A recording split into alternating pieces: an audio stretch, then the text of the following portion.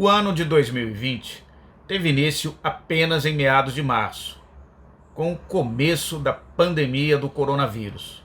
E não se sabe muito bem quando irá terminar. Provavelmente 2021 virá em fevereiro, quando alguma vacinação começar no país e a nova direção da Câmara e do Senado assumirem seus postos. A tragédia de 2020 matou 191 mil brasileiros até a última semana de dezembro, com 7 milhões e meio de casos no país.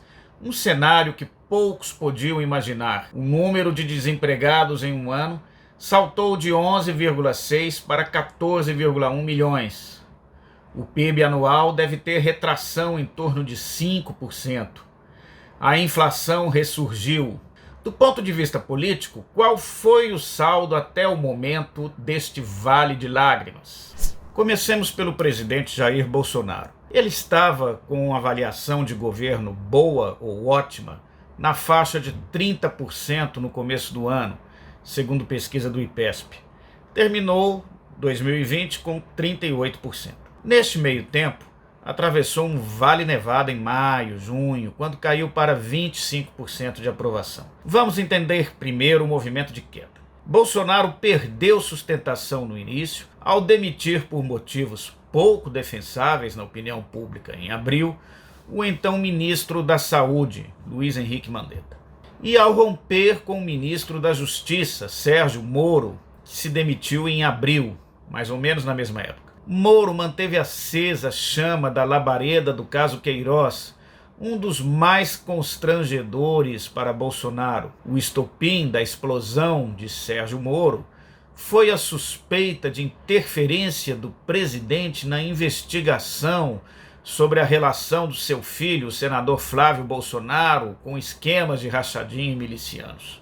Em junho, o policial reformado Fabrício Queiroz foi preso no sítio do advogado de Bolsonaro, Frederico Assef, em Atibaia. Enquanto isso, o presidente em público minimizava a pandemia e incentivava manifestações golpistas. Aí veio o movimento de recuperação presidencial. Bolsonaro cresceu 13 pontos percentuais em 6 meses na aprovação de governo. É bem fácil entender o motivo. Embora não tenha idealizado o mecanismo, o governo viabilizou o pagamento de um auxílio emergencial bastante vigoroso para 66,2 milhões de beneficiários, o que é pouco menos de 1/3 da população do país. Ele também mudou o tom na cena política. A ala mais extremista do bolsonarismo perdeu espaço com mexidas no ministério, das quais a mais simbólica foi a demissão do então ministro da Educação, Abraham Weintraub.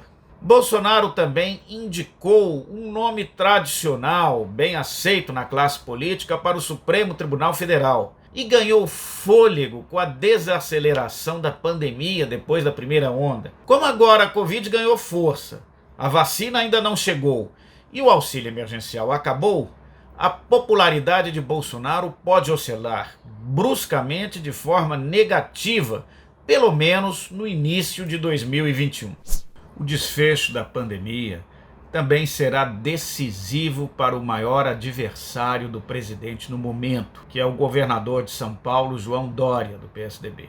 O paulista fez um duplo movimento.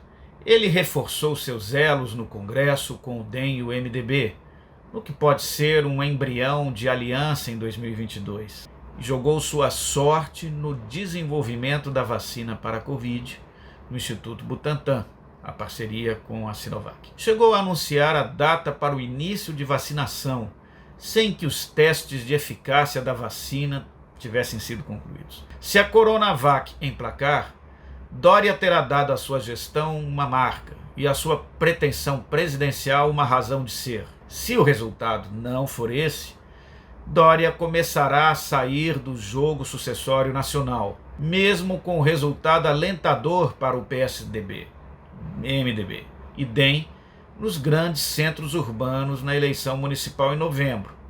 Os 3 partidos ganharam em São Paulo, Rio, Curitiba, Porto Alegre e Salvador, 5 dos 8 maiores colégios eleitorais do país. No Congresso, O ano de 2020 foi marcado pela paralisação das reformas administrativa e tributária. O calendário inicialmente foi comprometido pela pandemia. Depois ficou comprometido pelas eleições municipais. Agora está comprometido pela sucessão das mesas diretoras na Câmara e no Senado. A reforma tributária terminou o ano sem sequer relatório apresentado. É incerto o destino delas, mesmo se Bolsonaro eleger amigos para o comando da Câmara e do Senado. Não há certeza sobre o grau de prioridade que o Executivo irá dar a esses temas.